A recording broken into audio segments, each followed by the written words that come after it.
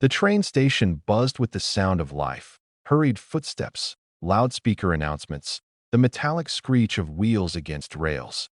It was just another Monday morning for everyone else. But for Amara Johnson, it was the most important day of her life. She stood near the edge of the platform, clutching a folder close to her chest. Inside were her carefully printed resumes, a letter of recommendation, and a dream she had been chasing for years.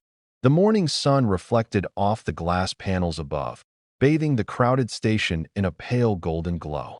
Her uniform, a plain gray skirt and a white shirt slightly worn at the edges, told a quiet story of struggle and persistence.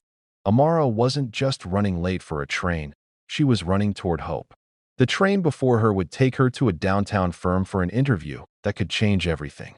After months of rejection emails, sleepless nights, and skipped meals to save bus fare, this was her final shot, her one chance to escape the endless cycle of small jobs and unpaid bills. Her phone buzzed in her pocket. It was a reminder notification. Final interview, 9 a.m. sharp. She looked at the time. 8:42 a.m. If she missed this train, she'd miss the interview. And if she missed the interview, she'd lose everything she'd worked for. The platform was packed. Amara weaved through the crowd, muttering "excuse me" again and again, her heart thudding with each step. The train whistle blew, long and piercing, echoing through the air like a countdown to her future. "Please wait," she shouted, breaking into a sprint. Her heels clacked against the concrete as she raced forward, hair flying in the morning wind. Just as she reached the edge of the platform, something happened. An elderly man, perhaps in his late 70s, lost his balance near the stairs. His shopping bag split open, and groceries scattered everywhere, apples rolling across the floor, a loaf of bread torn in half, a carton of milk spilling slowly like a white stream. He fell hard, clutching his knee in pain. The people around him froze, eyes flicking toward him but feet unwilling to stop. That Amara's body froze too, just for a second. The train doors were open. The whistle blew again. She could still make it. Just one more push. She could leap inside, save her future, and no one would blame her. But her eyes fell on the old man again, frail, helpless, groaning softly as people walked past like he was invisible. Something inside her cracked. She turned away from the train. Her dream screamed, "Go!" But her heart whispered, "Help!" And so, she ran, not toward the train, but toward the fallen stranger. Kneeling beside him, she said softly, "Sir, are you okay?" The train doors closed behind her with a metallic thud. She didn't even look back. Her chance had just slipped away, but destiny had just found her. The sound of the departing train echoed through the station like a cruel reminder of what Amara had just lost. She stood on the platform, breathing heavily, watching the train vanish into the distance. Her heart sank, her body frozen between regret and disbelief. The old man beside her groaned again, clutching his knee in pain. He had gray hair thin as mist, deep wrinkles that told a story of time and struggle, and eyes that trembled with confusion. The shopping bag beside him lay torn open, groceries rolling away as people continued to rush past, too busy to care. Amara knelt beside him, her hands trembling as she gently touched his arm. "Sir, are you okay? Can you stand?" He winced, trying to move. "Oh, my leg," he muttered. "I think I twisted it." Amara quickly gathered the fallen groceries, the apples, the bread, the milk carton still dripping onto the concrete floor. Her hands were shaking, not just from the rush, but from the sudden realization of what she had done. She had just missed her one chance at a better life. Still, she pushed the thought aside. "Don't worry, sir," she said softly, forcing a calm tone. "I'll help you." She slipped her arm beneath his shoulder, helping him up slowly. The man was light, but every movement made him flinch in pain. She led him to the nearest bench, sitting him down carefully. "Thank you, child," he whispered, breathing heavily. No one stopped, not one person. You came back for me." Amara smiled faintly, hiding the ache inside her chest. "It's all right, sir. I couldn't just leave you like that." She looked down the tracks again. The train was gone. Along with it, the job interview she had prepared for over weeks. A dull silence filled her chest. That hollow feeling of loss, the kind that no words could fix. Her phone buzzed in her pocket. She didn't even need to check. She already knew it was too late. The interview would start soon, and she was still here, sitting beside a stranger, with no way to make it on time. The old man turned to her, his voice trembling. "Did you miss your train because of me?" Amara forced a smile. "Don't worry about that, sir. I can always try again." He stared at her for a moment, eyes glistening with something deeper than gratitude, a kind of pain that only someone who had seen too much of life could carry. "You're a good person," he whispered. "Don't ever let this world change that." Amara felt her throat tighten. She looked away, blinking fast to hide the tears forming in her eyes. She didn't know it then, but that choice, the one moment when she turned away from the train to help a stranger, was the moment her entire destiny shifted. Because sometimes, the smallest act of kindness becomes the biggest turning point of a lifetime. That evening, the city lights flickered through the cracked window of Amara's small apartment. The hum of distant traffic filled the silence as she sat on her worn-out couch, still in her office clothes, her handbag resting beside her like a quiet reminder of everything that went wrong. Her shoes were scuffed from running. Her knees ached. Her heart felt heavier than it had ever been. She had tried calling the company after helping the old man, explaining that she'd missed the train because of an emergency, but all she got was a polite, rehearsed voice saying, "I'm sorry, ma'am. The interviews have concluded for the day." Now, all she could do was sit there, in that tiny, dimly lit apartment that smelled faintly of old paint and instant noodles, staring blankly at her phone, waiting for an email she already knew wouldn't bring good news. The clock on the wall ticked loudly, each second like a quiet hammer against her chest. Her mind replayed the moment again and again. The train door closing, the old man's trembling voice, her own choice to stay. She knew she did the right thing, but somehow, it still felt like she'd lost. Her phone vibrated. A notification. Her breath caught as she unlocked it quickly, eyes darting to the screen. It was an email from the company. Her fingers trembled as she opened it, heart pounding in hope and fear. The message was short, too short. "Dear Ms. Johnson, thank you for your interest in our position.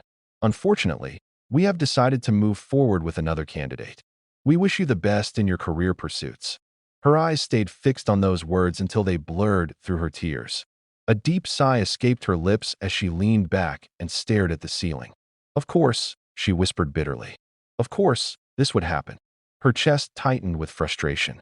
She had worked so hard, studied late into the nights, applied to dozens of places, endured countless rejections, all for another no. She dropped her phone beside her, covered her face with both hands, and let the tears fall. The weight of the world pressed down on her. Rent due, bills piling up, an empty fridge, and a heart full of broken dreams. But even through the pain, a small, gentle voice whispered inside her, "You did the right thing." That whisper didn't erase the sadness, but it gave her a strange sense of peace. She thought of the old man, his trembling hands, the gratitude in his eyes when she helped him.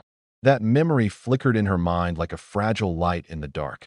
Amara wiped her tears and whispered to herself, "Maybe, maybe kindness costs more than I thought." She didn't know it yet, but the world had taken note of her goodness. Her story wasn't over, it was only beginning. And the morning sun slipped through the thin curtains of Amara's apartment, painting faint golden lines across her tired face. She hadn't slept much. The disappointment from the night before still clung to her like a shadow. Her eyes were puffy, and the heaviness in her chest refused to lift. She sat at the small kitchen table, sipping a cup of instant coffee that had already gone cold. Her phone lay silent beside her. No new messages. No missed calls. The world had moved on, and she felt left behind. Her rent was due in 3 days. Her bills piled up on the counter, and her savings were running out fast. She stared at the cracked ceiling, whispering to herself, "Maybe I'm just not meant to win." Then, suddenly, knock, knock, knock. The sound startled her. She froze for a moment. Hardly anyone ever visited her. She wasn't expecting anyone either. Slowly, she stood up, wiped her hands on her skirt, and walked to the door. When she opened it, her heart nearly stopped. Standing there was the old man from the train station, the one she had helped the day before. He was dressed neatly this time, wearing a beige coat and holding a small paper bag. He leaned slightly on a wooden cane, but his face lit up with a warm, grateful smile. "Good morning, dear," he said in a soft, gentle voice. "I hope I didn't come too early." Amara blinked in surprise. "Sir, how did you find me?" He chuckled lightly. "I asked around at the station. One of the attendants remembered you and told me where you lived. I hope that's all right." Amara nodded, still speechless. "Yes, of course. I just didn't expect." He raised the paper bag slightly, smiling wider. "I brought you breakfast. You looked hungry yesterday, and I wanted to say thank you properly." Her throat tightened. No one had done something like that for her in a long time. She took the bag slowly. The smell of warm croissants and fresh coffee filled the air. "You didn't have to do this," she said softly. "Oh, but I wanted to," he replied kindly. "You gave up something important for me, didn't you?" She hesitated, then nodded. "Yes, I missed my interview." The old man's eyes softened. "I'm sorry to hear that. I can't imagine how that feels. But child, you did something rare, something the world forgets too easily." They sat together in her small kitchen, sharing breakfast. He introduced himself as Mr. Harold Bennett, a retired businessman who had lost his wife years ago and often went to the market just to keep busy. For the first time in days, Amara felt a strange warmth, the kind that comes from being seen, from being appreciated. As Harold left, he smiled and said gently, "You may have missed your train, Amara, but maybe that's because life wanted you to meet someone instead." The next morning, Amara found herself standing in front of Mr. Harold Bennett's modest but well-kept home.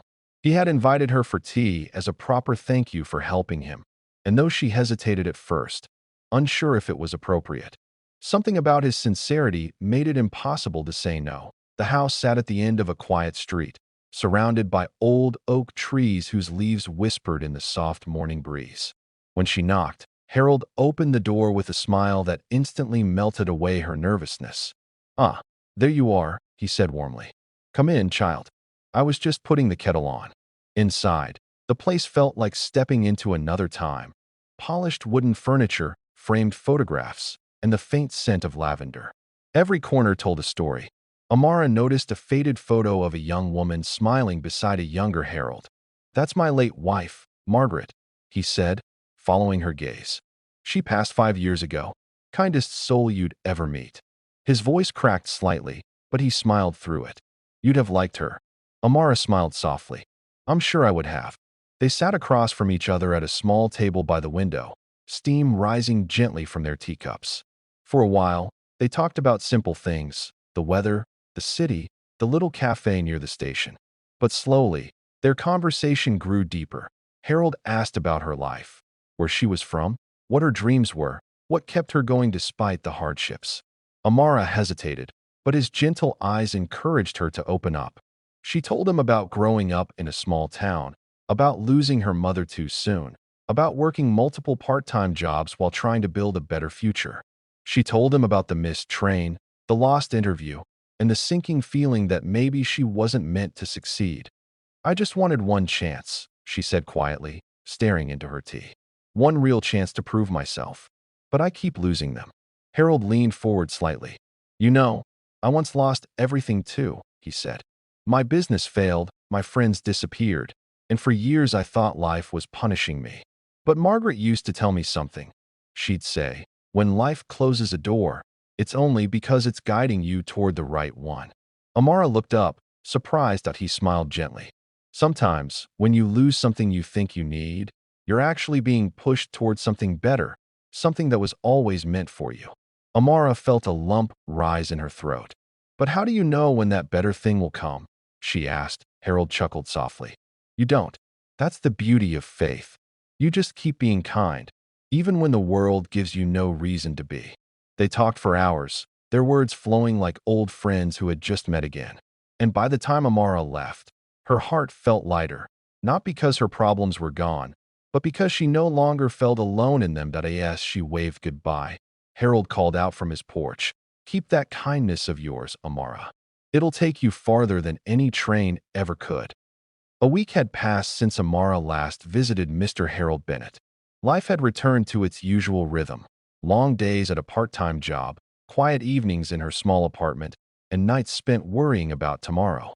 Yet, every time she brewed tea, She thought of Harold's calm smile and his words about kindness and faith. One afternoon, while she was folding laundry, her phone buzzed. She looked down and saw an unfamiliar number. "Hello," she answered softly. "Amara, it's Harold," came the familiar, gentle voice. "I was wondering if you'd like to come over for dinner tonight. Nothing fancy, just some company. Old houses get too quiet sometimes." Amara smiled, touched by the warmth in his tone. "Of course, Mr. Bennett. I'd be happy to." "Please," he said with a light laugh, "just call me Harold." That evening, Amara dressed neatly and made her way to his neighborhood again. The sun was setting, painting the sky in shades of amber and rose. When she reached the front door, Harold was already waiting, wearing a light sweater and an expression of pure joy. "Welcome, my dear," he said, opening the door wide. "Come in before my soup gets cold."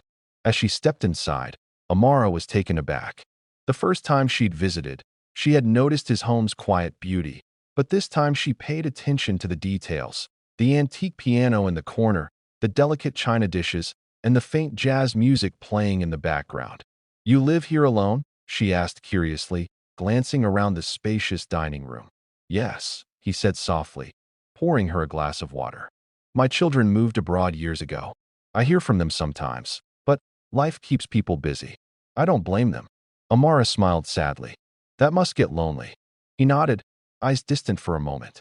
"It does. But then people like you come along, and the house feels alive again." The dinner was simple but comforting: homemade vegetable soup, roasted chicken, and warm bread. Harold insisted she eat heartily, telling stories between bites, stories of his younger days, his late wife's laugh, and the lessons life had taught him about loss and love. Amara found herself laughing more than she had in weeks. The warmth in his home filled the emptiness she'd been carrying inside. As the evening drew to a close, Harold walked her to the door. Before she could leave, he looked at her thoughtfully and said, "You remind me so much of my daughter, strong, kind, and brave. You have the same light in your eyes." Amara's voice softened. "That's the kindest thing anyone's ever said to me." Harold smiled. "Then promise me something. Don't let that light fade, no matter how dark life gets." She nodded. "I promise." As she walked home under the stars, Amara didn't realize it yet, but Harold's invitation that night wasn't just dinner. It was the beginning of something extraordinary, something that would soon change her life forever. Over the following weeks, Amara found herself spending more and more time with Harold. What began as an occasional visit turned into a cherished routine.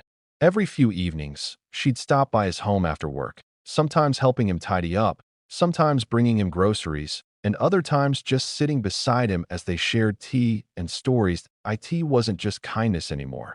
It was connection. Harold was unlike anyone Amara had ever met. His calm presence made her forget her worries. He spoke little but always said the right things. His laughter was gentle, his advice thoughtful, and his heart full of quiet wisdom. What Amara didn't know was that behind his kind eyes, Harold was watching her closely.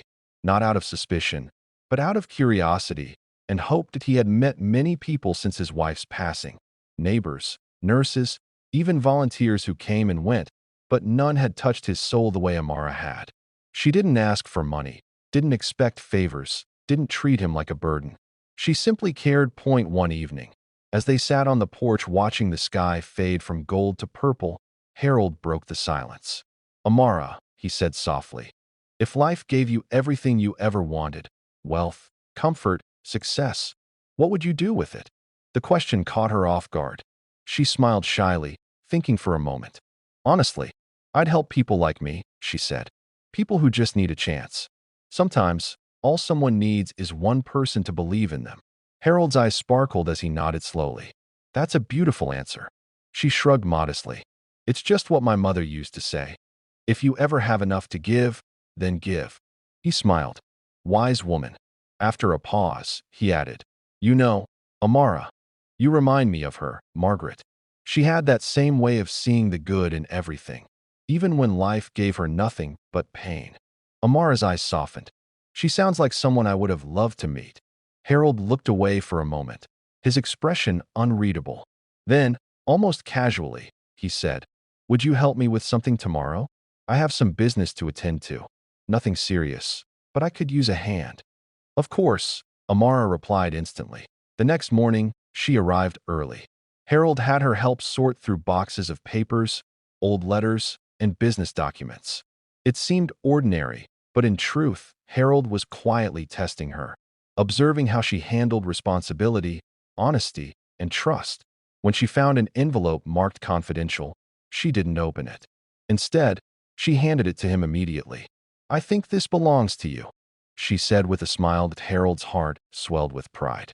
That simple gesture told him everything he needed to know. As she left that evening, Harold watched her from the porch, whispering softly, "You've passed, my dear, and you don't even know it yet." A week later, Amara returned to Harold's house as usual, balancing 2 cups of coffee in her hands. But something felt different that day. The house, usually glowing with the scent of freshly baked bread and soft jazz, felt unusually quiet. "Harold?" she called softly, stepping inside.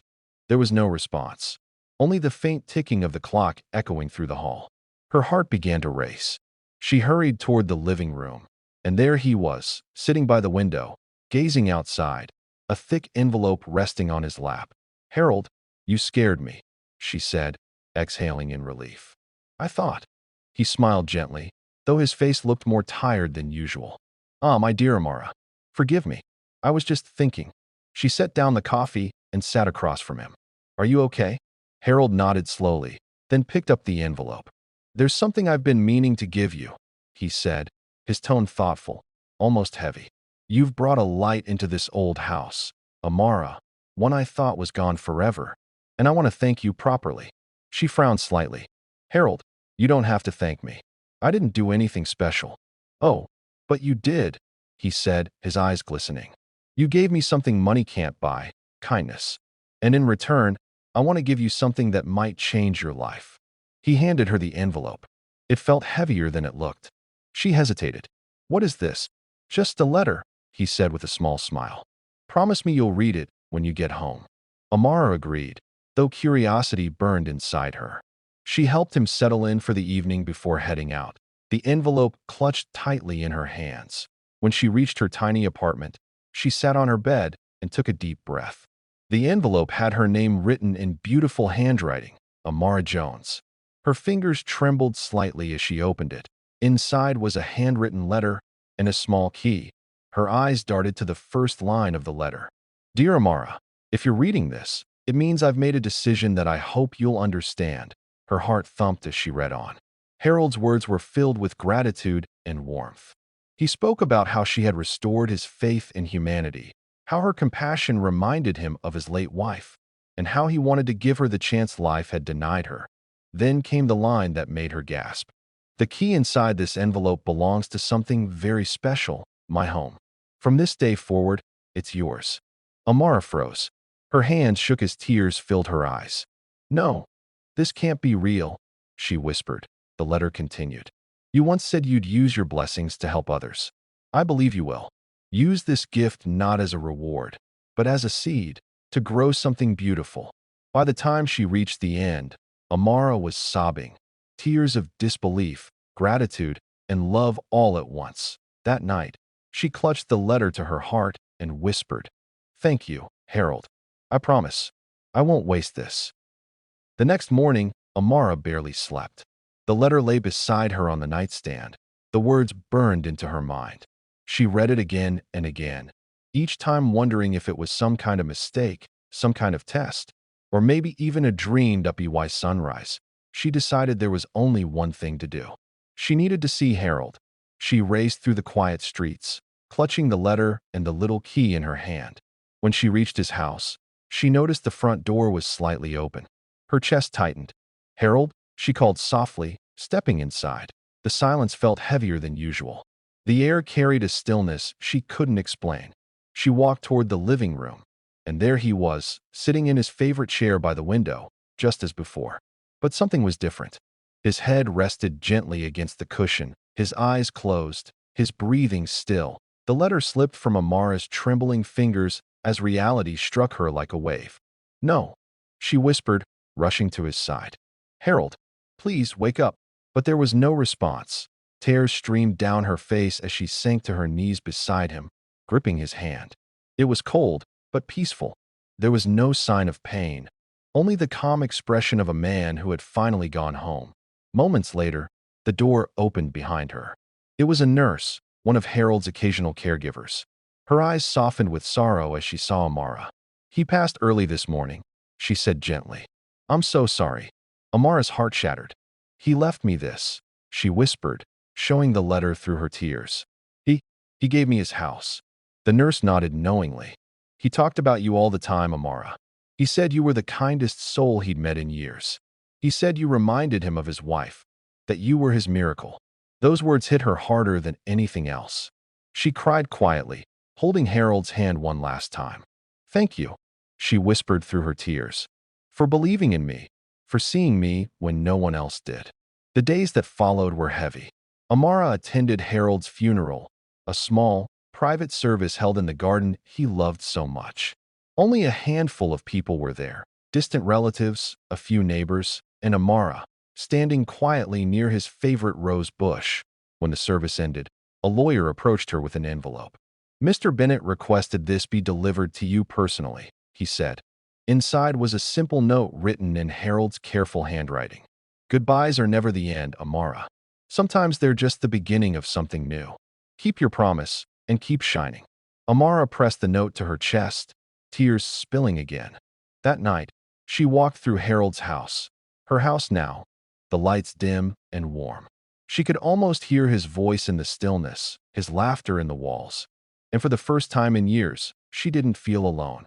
Weeks passed after Harold's funeral, yet his presence still lingered in every corner of the house. The scent of old books, the ticking of his favorite clock, the worn chair by the window. Everything whispered his memory. At first, Amara couldn't bring herself to touch a thing. She felt like a guest in a sacred space, afraid to move anything out of place. But one morning, as golden sunlight poured through the window, she stood in the living room holding his final note again. "Goodbyes are never the end, Amara. Sometimes they're just the beginning." Those words replayed in her mind like a melody. Maybe Harold didn't just leave her a house. Maybe he left her a purpose. That day, she made a decision. Amara walked through each room, dusting off old picture frames and opening the curtains to let the light flood in. She rearranged the furniture, added bright flowers, and brought warmth back into the quiet home. Then she went to the neighborhood community center and asked if they needed volunteers. When she returned, she began transforming the house into something new, something Harold would have been proud of. Within weeks, the once silent home became a beacon of life again. Children came by after school to do homework at her dining table. Struggling mothers found comfort in the free meals she prepared every weekend. Even elderly neighbors started dropping in for tea and conversation. Amara had turned Harold's house into the Bennett Home of Hope. The name alone brought her to tears the first time she painted it on a wooden sign by the gate. She could almost hear Harold's voice saying, "That's my girl." Word spread quickly across town. Local newspapers featured her story, the young woman who had missed a train but found her destiny in kindness.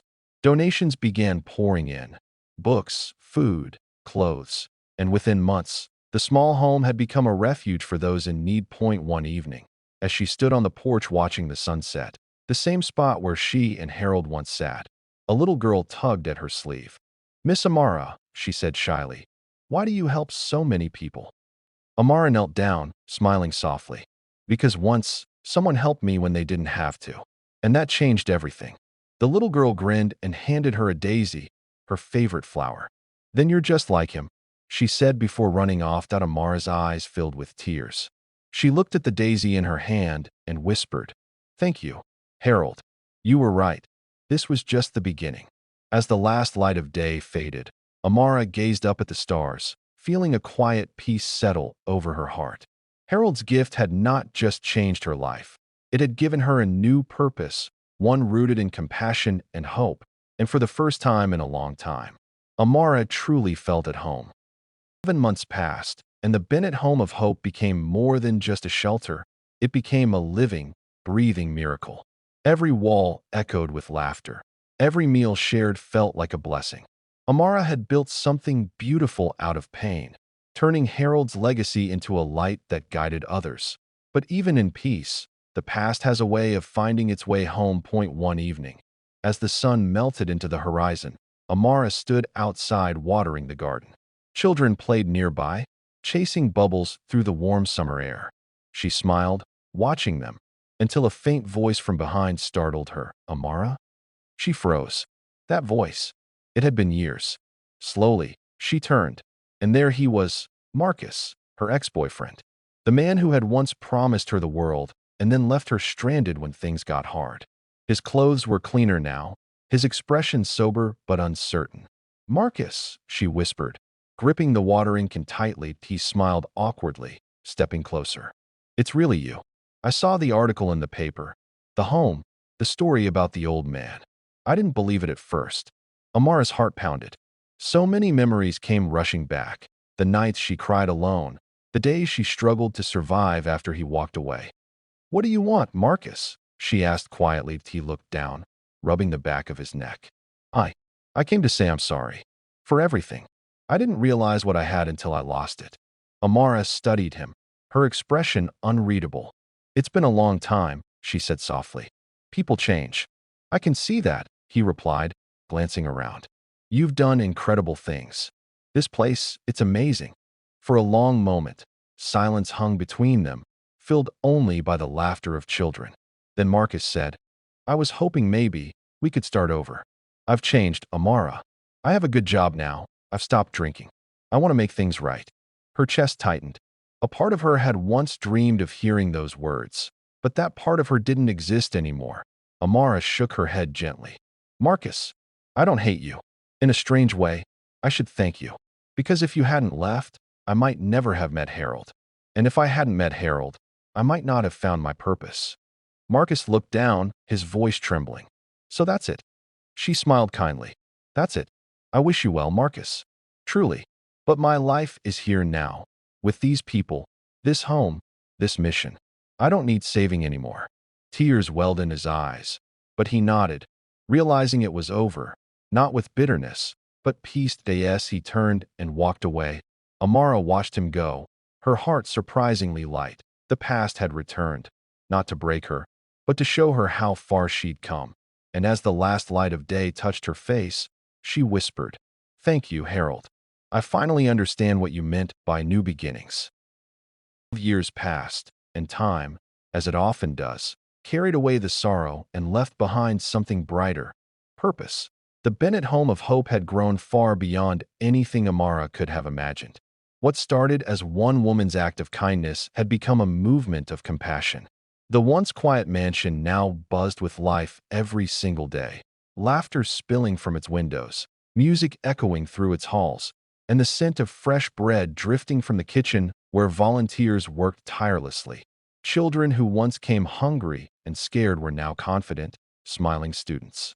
Mothers who had lost everything were rebuilding their lives. Even elderly neighbors found comfort there, sharing stories by the garden bench where Harold once loved to sit. Every corner of that house carried his spirit, and Amara's heart. One morning, as sunlight poured through the kitchen windows, Amara stood by the counter, organizing donation letters. Her hair had streaks of silver now, her eyes wiser, calmer, but that same gentle smile remained as a young volunteer entered, holding a newspaper. Miss Amara, she said excitedly, you're in the news again. They're calling you the angel who turned one good deed into a legacy. Amara laughed softly. Oh dear, I'm no angel, she said. Just someone who took a wrong train, or maybe the right one. The girl smiled, not quite understanding, and Amara's gaze drifted to a framed photograph on the wall, a picture of her and Harold, taken on one of their last evenings together. His eyes sparkled with kindness, hers with gratitude. Thank you, she whispered under her breath. You changed everything. Later that day, the home hosted its annual celebration, a day when everyone, old and new, gathered to honor Harold Bennett's memory. The garden was filled with color, balloons, flowers, laughter, and music. Children ran barefoot through the grass, their joy echoing like sunshine. Amara stepped up to the small stage set beneath the oak tree. The crowd quieted as she began to speak. When I first met Harold, she said, her voice warm but steady. I thought missing my train was the worst thing that could have happened to me. I didn't realize it was destiny in disguise. That one choice, to help instead of hurry, led to everything you see here today. Her eyes glistened as she looked around. He once told me, "Goodbyes are never the end, Amara. Sometimes they're just the beginning." And now I understand. Kindness doesn't end when one person leaves. It grows. It multiplies. It becomes a legacy. The crowd erupted in applause, some wiping away tears. Children handed her daisies, Harold's favorite flower, and she smiled through her tears as the sun dipped below the horizon. Amara looked up at the glowing sky and whispered, "We did it, Harold. Your hope lives on." The camera would fade out there, her hand holding the daisies, the sunset casting golden light across the garden, laughter in the distance. Because sometimes the smallest act of kindness changes everything.